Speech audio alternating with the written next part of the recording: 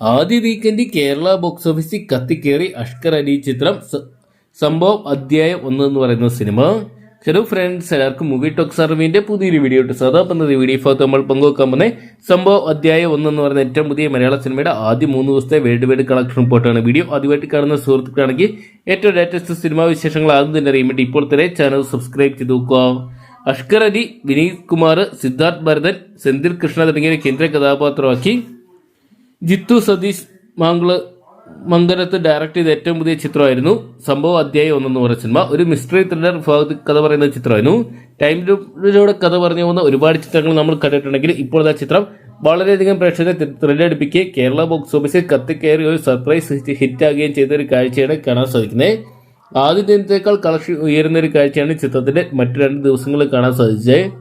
ആദ്യ ദിനം ഏകദേശം കേരള ബോക്സ് ഓഫീസിൽ 30 ലക്ഷം രൂപയോളം സ്വന്തമാക്കിയ ചിത്രം രണ്ടാം ദിനം ശനിയാഴ്ച 60 ലക്ഷം രൂപയും മൂന്നാം ദിനം ഞായറാഴ്ച 65 ലക്ഷം രൂപയോളം സ്വന്തമാക്കി. അങ്ങനെ ആദ്യ 3 ദിവസം കൊണ്ട് തന്നെ കേരള ബോക്സ് ഓഫീസിൽ ചിത്രം 1.5 കോടി രൂപയോളം സ്വന്തമാക്കുന്ന ഒരു കാഴ്ചയാണ് കാണാൻ സാധിച്ചിരിക്കുന്നത്.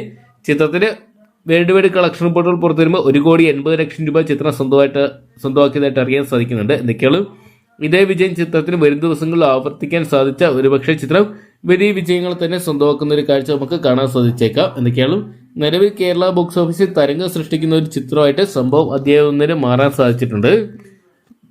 അപ്പോൾ ഈ ഒരു സിനിമ നിങ്ങൾ ഇതിനോട് തന്നെ കണ്ടിട്ടുണ്ടെങ്കിൽ സിനിമയെക്കുറിച്ചുള്ള നിങ്ങളുടെ വലിയ അഭിപ്രായങ്ങൾ കമന്റ് ബോക്സിൽ പങ്കുവെക്കുക. വീഡിയോ ഇഷ്ടപ്പെട്ടെങ്കിൽ ഏറ്റവും ലേറ്റസ്റ്റ് സിനിമാ വിശേഷങ്ങളും ബോക്സ് ഓഫീസ് കളക്ഷൻ റിപ്പോർട്ടുകളും അറിയാൻ വേണ്ടി ഇപ്പോൾ തന്നെ ചാനൽ സബ്സ്ക്രൈബ് ചെയ്ത് നോക്കുക.